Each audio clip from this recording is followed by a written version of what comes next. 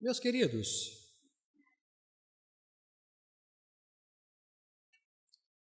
alguns dias atrás, eu estava assistindo um desenho da Marvel, Super-Homem contra Darkseid. Um oponente muito complicado para o Super-Homem. E eu me lembro que num determinado momento do conflito, da luta entre o Super-Homem e o Darkseid, o Super-Homem falou para ele o seguinte: até que enfim eu consegui um oponente aonde eu posso aplicar toda a minha força, todo o meu poder. Até agora, eu tenho me controlado muito por causa da humanidade. Mas eu vou descarregar todo o meu poder, toda a minha força em cima de você. Aí partiu para dentro do Darkseid. E com um soco no Darkseid, ele simplesmente criou um vácuo e destruiu um quarteirão inteiro. Muito poderoso, né? Todos nós conhecemos o Super-Homem, faz parte da nossa infância, faz parte da nossa adolescência e juventude. O homem mais forte do mundo, mais poderoso do mundo. E eu queria falar com você sobre poder. Mas não o poder do Clark Kent, não o poder do Darkseid, não o poder de Thanos, o Wolverine. Um poder muito maior. Muito maior. Os personagens de história em quadrinho e de filme, eles entram num embate para mostrar fisicamente quem é mais poderoso. Mas o poder que eu quero apresentar para você hoje à noite é um poder que transcende o embate físico e que vai numa determinada região da vida do ser humano que nenhum outro poder consegue chegar. Nenhum outro poder consegue alcançar. Porque quando o Super-Homem bateu no Darkseid e venceu o Darkseid continuou sendo Darkseid. E o Super-Homem, Super-Homem. Mas o poder que eu quero te apresentar agora é um poder que pode fazer você ser uma nova criatura. Mudar completamente a sua vida, as suas perspectivas, os seus ideais, os seus sonhos, os seus pensamentos, os seus objetivos, a sua vida. Completamente. O que nenhum personagem de história em quadrinho pode fazer, nenhum personagem de filme pode fazer. E para falar sobre esse poder, eu queria te convidar a abrir a Bíblia no Evangelho de Lucas, capítulo 5, nós vamos ler do verso 17 até o verso 26. Capítulo 5 de Lucas, do 17 até o 26. O paralítico de Cafarnaum. E o tema da nossa conversa com os irmãos hoje, nesse culto belíssimo promovido pelas mensageiras, é o poder que faz maravilhas. O poder que faz maravilhas. Na minha versão está assim, Lucas 5, do 17 ao 26. Um dia, enquanto ele estava ensinando, encontravam-se fariseus e doutores da lei sentados ao redor, que tinham vindo de todos os povoados da Galileia e da Judéia e de Jerusalém, e o poder do Senhor estava com ele para curar. Então alguns homens, trazendo um paralítico em uma maca, tentavam levá-lo para dentro e colocá-lo diante de Jesus. Mas não achando por onde o pudessem levar para dentro por causa da multidão, subiram ao terraço e baixaram na maca por meio de uma passagem até o meio da multidão diante de Jesus. E vendo-lhes a fé, Jesus disse: Homem, os teus pecados estão perdoados. Então os escribas e os fariseus começaram a pensar: quem é este que profere blasfêmias? Quem pode perdoar pecados a não ser Deus? Percebendo, porém, os seus pensamentos, Jesus lhes perguntou: por que pensais assim no coração? O que é mais fácil dizer? Os teus pecados estão perdoados? Ou levanta-te e anda? Mas para que saibais que o Filho do Homem tem na terra autoridade para perdoar pecados, disse ao paralítico: eu te digo, levanta-te, pega a tua maca e vai para casa. E imediatamente ele se levantou diante deles, pegou a maca que estivera deitado e foi para casa, glorificando a Deus. E maravilhados, todos glorificavam a Deus, e cheios de temor diziam: hoje vimos coisas extraordinárias. Palavra do Senhor, que Ele nos abençoe, que Ele nos permita falar aquilo que de fato Ele deseja que seja falado aos nossos corações.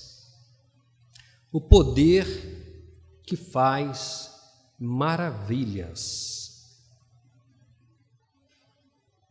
Um poder que é capaz de mudar completamente toda a história da nossa vida. Completamente, totalmente, plenamente. Mas esse poder não estava numa pedra filosofal. Esse poder não estava transitando pelo plano astral. Esse poder estava localizado em uma pessoa exclusivamente. Essa pessoa conseguiu ter nele todo o poder que é próprio da divindade. Nosso irmão apóstolo Paulo, numa das suas cartas, especificamente na carta aos Filipenses, diz que ele, esta pessoa, saiu da eternidade, se deslocou até a humanidade, se tornou um semelhante aos homens e conteve nele, armazenou nele todo o poder necessário para mudar a história da humanidade. Quando João escreve o seu evangelho, logo no início, ele fala mais ou menos a mesma coisa, quando ele diz que ele desceu e habitou entre os homens, se tornou um igual aos homens. É muito interessante a fala de João no seu evangelho, logo no primeiro capítulo, porque o texto original, o texto grego, não o texto em português, porque o texto em português diz que ele veio e habitou entre nós, mas o texto original, o texto grego, diz que ele veio e armou a sua tenda junto com a tenda dos homens. Ele construiu um tabernáculo junto com outros tabernáculos. Ele tabernaculou, ele fez a sua casa entre os homens. E é de Jesus que eu estou falando. É de Jesus que eu estou falando. Desse personagem que você conhece muito bem. É dele que eu estou falando. Todo o poder estava na pessoa dele. Se você lembra da leitura do texto, nós observamos aqui que quando Jesus estava conversando e ensinando a algumas pessoas, o texto diz que o poder de Deus estava sobre ele para curar. E o poder que estava sobre ele para curar é apenas um aspecto de toda essa potência, de todo esse poder, de toda essa majestade, de toda essa autoridade. Lucas especifica bem o perfil desse poder. Lucas traz uma característica específica de toda essa potência da graça de Deus. Nesse momento, naquele ambiente, para aquela situação, naquela circunstância, o poder estava sobre ele para curar. Para curar. Quando a gente fala sobre isso, a coisa que mais vem à nossa mente, muito mais facilidade, não? É a cura física. Você lê os evangelhos, você vai ver, principalmente o evangelho de Marcos, que é o evangelho do pragmatismo da graça. Você vai ver ali uma infinidade de milagres acontecendo, porque Marcos é muito pragmático, é um autor, né, muito pragmático, então ele está muito preocupado em mostrar toda essa capacidade que Jesus tinha de curar. Mas, quando a gente fala do poder da cura que estava em Jesus, a gente dimensiona isso. Como eu disse no primeiro momento, a gente vai olhar a cura física. É a cura do câncer, é a cura da AIDS, é a cura do Covid, do resfriado, da dor de dente. Qualquer enfermidade, ele é potencialmente capaz de curar. Mas, como eu disse, o poder da cura de Jesus vai além da cura física. Por exemplo, vai na cura emocional. Jesus é capaz de curar as suas emoções, as minhas emoções, as nossas emoções. Ele é capaz de entrar no seu coração e mudar os seus valores e gerar cura emocional. Ele cura a depressão, ele cura a ansiedade, ele cura a síndrome de pânico, ou quaisquer outros tipos de doenças emocionais, inclusive aquelas que geram dificuldades de relacionamento com a família, no trabalho, na faculdade, no ensino médio, na vizinhança. Algumas dessas doenças de fundo emocional criam um bloqueio nos relacionamentos e a gente não consegue caminhar. Eu atendia uma senhora em São Gonçalo que tinha depressão em alto nível. E uma vez conversando com ela, eu falei com ela: por que você não se relaciona bem com as pessoas? Por que você não sai para passear? Por que você não vai conhecer gente? Vai à praia, vai desaparecer a cabeça. E ela me disse: pastor, eu penso nisso todos os dias. Eu quero fazer isso todos os dias. Mas quando eu me arrumo, pego a minha bolsa e quando eu chego na porta da minha casa, alguma coisa me segura e eu não consigo passar da porta. Me dá uma angústia tão grande, uma dor no peito, um desespero, e eu tento, e alguma coisa me prende, me segura, parece que eu tenho uma tonelada em cima de mim, eu não consigo passar da porta para fora.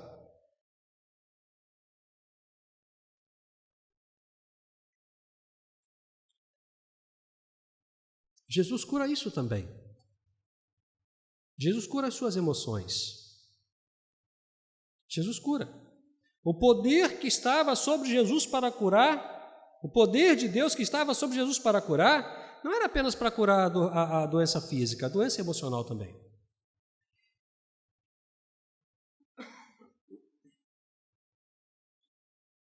Mas ele também cura a doença espiritual.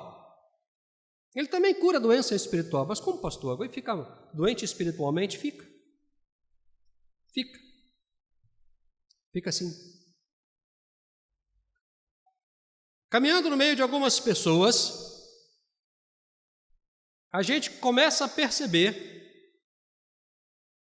que os conceitos que essas pessoas desenvolvem, os conceitos religiosos, conceitos de santidade, conceitos de fraternidade, conceitos de amor, conceitos de comunhão, principalmente e muito mais contundentemente, conceitos de compromisso com a obra do Evangelho, para algumas pessoas tem se tornado instrumento de prisão.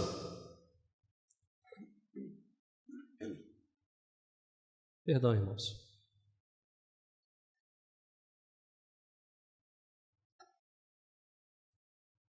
Algumas pessoas são tão comprometidas, tão envolvidas, tão santificadas, que elas não conseguem ter saúde espiritual.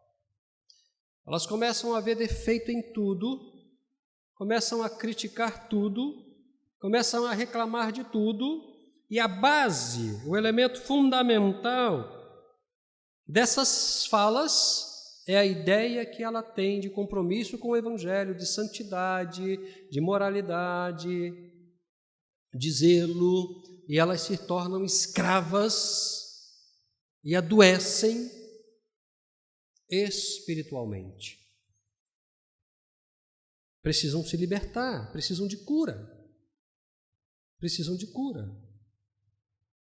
E eu nem estou falando de determinadas religiões que trazem verdadeiras prisões para os seus adeptos. Nem estou falando disso, de religiões contrárias ao cristianismo. Eu estou falando de cristianismo mesmo. A Igreja Evangélica Nacional.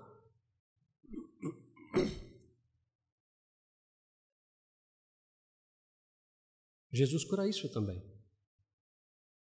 Jesus cura. O poder de Jesus cura o mal físico, cura o mal emocional, cura o mal espiritual.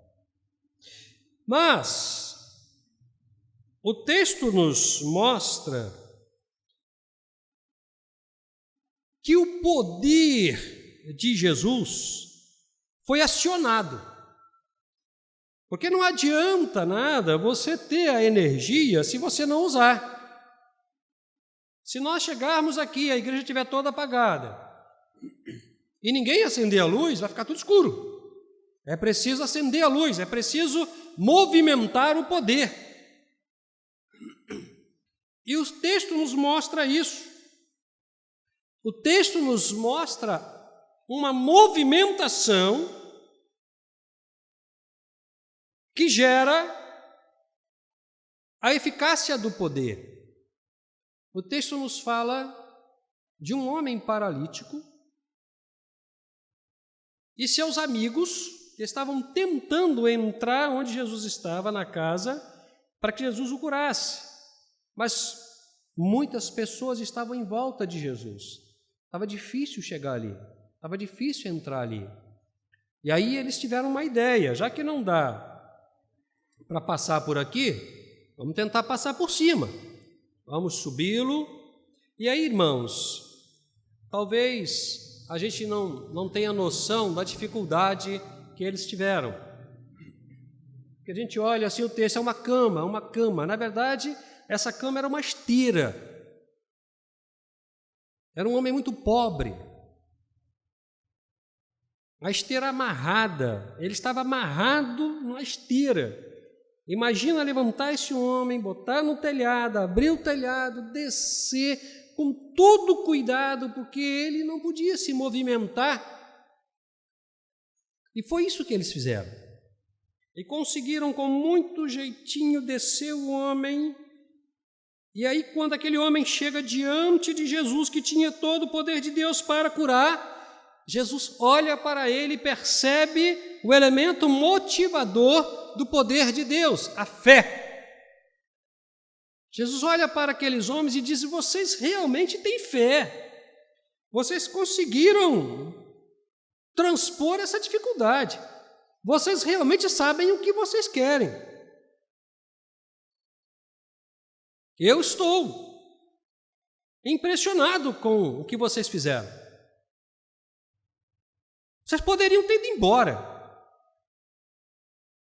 mas vocês conseguiram achar um caminho para chegar até mim. Impressionante a fé de vocês, impressionante. E aí Jesus, quando olha para aquele homem e os seus amigos, e é interessante perceber, irmãos, que a fé não era só do doente, a fé era de todos. Todos estavam envolvidos naquele movimento de fé. A primeira coisa que Jesus fala é: meu filho, mediante a sua fé, os seus pecados são perdoados. Olha que coisa fantástica. Olha que coisa maravilhosa. A fé que conduz ao perdão precisa ser manifestada com atitudes. Não adianta apenas dizer eu creio. Não adianta. Nós vivemos numa sociedade crédula. Ser religioso hoje em dia é só um adereço cultural. Faz parte de um complexo cultural. Não adianta apenas dizer eu creio. A fé que gera a cura e o perdão precisa ser manifestada em atitudes. É preciso ir até Jesus. É preciso se conduzir até Jesus. É preciso se levar e levar todas as questões até Jesus. Afinal, Ele é que tem o poder. Ele é que tem o poder.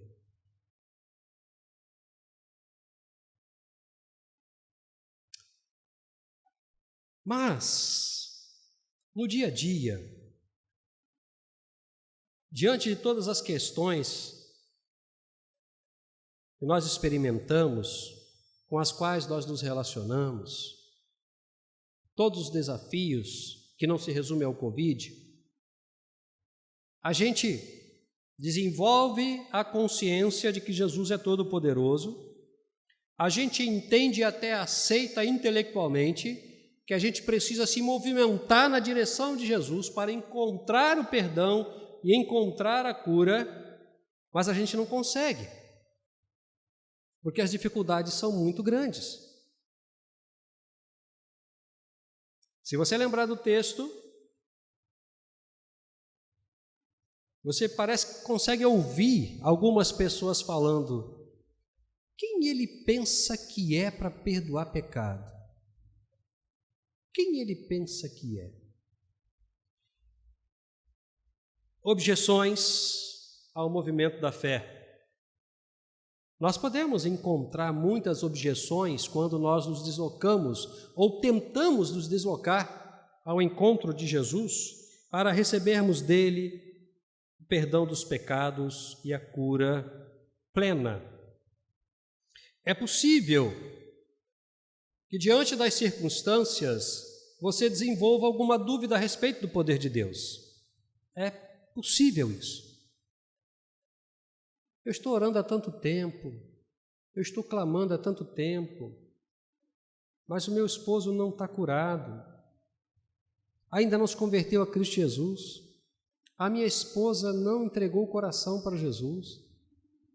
Os meus filhos não se converteram a Cristo Jesus. Coisa mais séria, mais interessante, que mexe com as nossas emoções. Eu orei para Jesus curar o meu pai da Covid e o meu pai morreu. Eu orei para Jesus curar minha mãe do câncer e minha mãe morreu.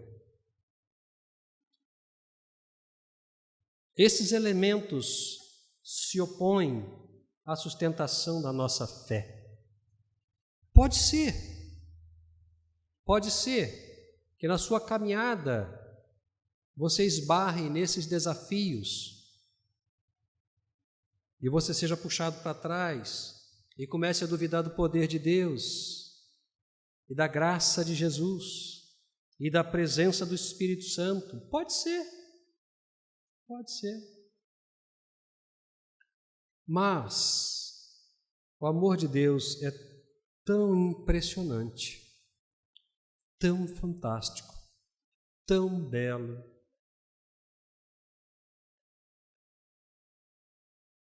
que Ele, por conhecer a nossa natureza, reconhecer as nossas necessidades, perceber aquilo que nos desafia na nossa caminhada em direção dele, perceber as nossas limitações, até mesmo as nossas dúvidas, mas o amor dele não nos deixa ficar na interrogação, não nos deixa ficar no vácuo, não nos deixa ficar na dúvida. Além de toda essa graça à nossa disposição e por reconhecer as nossas limitações, Ele constrói um caminho para que a gente consiga sair da dúvida e continuar caminhando. Uma coisa absolutamente bonita nesse texto. Meu filho, você tem fé, você veio até mim, teus pecados estão perdoados. Os problemas começam a surgir, as dúvidas começam a ser levantadas. E ele diz, tudo bem, então eu vou mostrar para vocês que vocês podem transpor as questões. Se o problema é esse, eu vou mostrar para vocês então que não há nenhuma objeção, nenhum entrave, nenhuma circunstância que te impeça de chegar até a minha pessoa para ser perdoado e ser curado. O problema é esse? Vocês estão com dúvidas? Então tá bom, meu filho, levanta, pega a sua cama e vai para sua casa. Imediatamente, aquele homem pega a sua esteira, enrola, coloca debaixo do braço e sai caminhando e glorificando a Deus. Do perdão à cura física. E aí, todos entendem, não existe limite. Que coisa fantástica! Vimos coisas extraordinárias. Vimos coisas maravilhosas. Não existem limites. Por mais que eu pense, por mais que eu me esbarre nas questões, Ele ainda assim cria caminhos para que eu saia das questões que desafiam minha dúvida e caminhe até Ele. Se a questão é conhecer o poder, então entenda, levanta e anda. Levanta e anda. E aí o que acontece? Todas as dúvidas são tiradas, são exterminadas, são concluídas. E o que surge? Perdão dos pecados, a cura física e a expectativa da maravilha do poder de Deus. É ou não é um poder maior do que o do super-homem?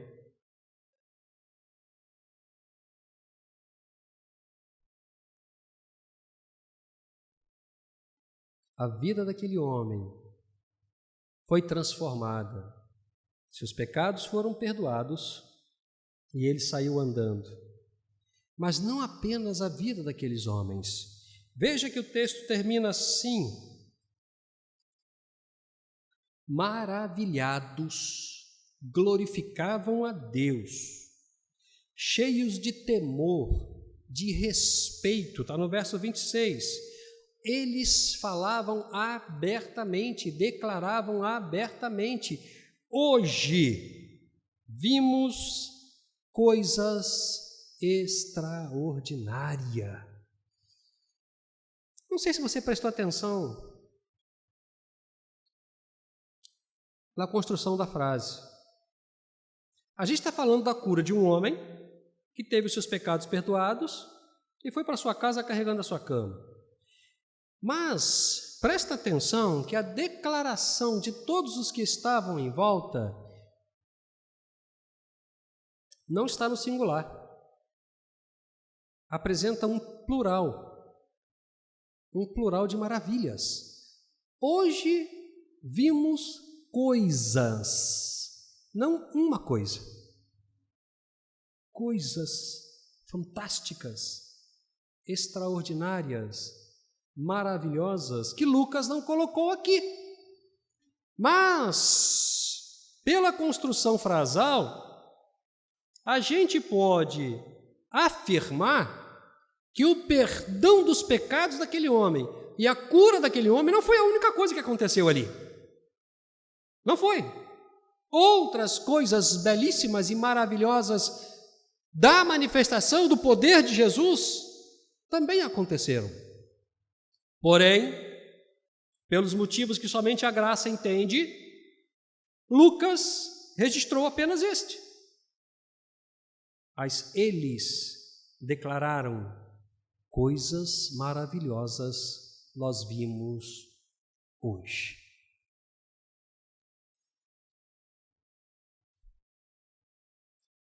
O poder que faz maravilhas ainda está com Jesus. E Jesus ainda está disponível a todos nós. Não existem elementos que possam te impedir de chegar até Jesus para ter os seus pecados perdoados e a plena cura da sua vida. Porque quaisquer alegações que você faça, Jesus vai dizer: tudo bem, eu resolvo isso também. Eu resolvo isso também. Eu faço maravilhas, todas as coisas. O que talvez falte na gente é manifestar em atitudes a crença que nós estamos desenvolvendo. O que Jesus espera da gente nesta noite, o que Jesus espera de você, meu querido, minha querida, inclusive você que está conosco através da internet, é que você entenda que não há nenhum argumento que você possa construir que não seja derrubado pelo poder de Jesus. Não há. E o que Ele espera de você é que você tome uma atitude, a atitude de entregar a sua vida a Ele, para que Ele possa perdoar os seus pecados e te curar física, emocional e espiritualmente. Essa é uma noite muito séria, de muita responsabilidade, porque você está diante do Deus Todo-Poderoso, através das ministrações de louvor, das orações, da mensagem que acabamos de proferir, e agora Ele está olhando para você. Ele está olhando para você. Ele está te perguntando: e aí? O que você vai fazer? Se você vier com uma desculpa, meu poder é maior do que a sua desculpa. Se você vier com uma história, meu poder é maior do que a sua história. Se você vier com seus problemas, Meu poder é maior do que os seus problemas. Não existe absolutamente nada que te impeça de tomar uma atitude, de seguir Jesus, de entregar a sua vida para Jesus. Você só precisa tomar uma decisão. Eu quero Jesus. Eu quero esse poder na minha vida. Graças a Deus, a igreja tem bastante pessoas aqui. Deus seja louvado por isso. Não sei se temos no nosso meio alguém que ainda não entregou a vida para Jesus, ou que está desviado dos caminhos do Senhor. Esse é o tempo de chegar até Jesus. É só você dizer, pastor, eu quero. Não tenho mais o que fazer da minha vida. Eu preciso de Jesus. Eu preciso desse poder na minha vida. Eu quero, eu preciso, eu necessito. Então eu estou entregando minha vida para Jesus. Só um sinal para eu orar por você e te receber na comunhão dos santos. Se você ainda não entregou a vida para Jesus, entrega. Isso é um sinal, pastor. Você está desviado dos caminhos do Senhor? Quero me reconciliar. Entrega a sua vida para Jesus. Você que está conosco através da internet, entrega a sua vida para Jesus. Corre para os braços de Jesus. Se joga nos braços de Jesus. E você vai experimentar um poder que faz maravilhas, que você sequer sonha, mas que você vai experimentar. Não deixe para amanhã, meu querido. Não deixe para amanhã. Se você está longe da igreja, procure uma igreja perto de você. Entrega a sua vida para Jesus. Se você está perto, venha para cá. E nós te receberemos com todo carinho, com todo amor que o Jesus tem por você. Eu não vou insistir. Porque na prática, não é Jesus que precisa de você, é você quem precisa de Jesus. Que o Senhor nos abençoe, que o Senhor nos proteja, que o Senhor nos permita tempos de oportunidade de nos encontrarmos com Jesus. Vamos celebrar a Deus?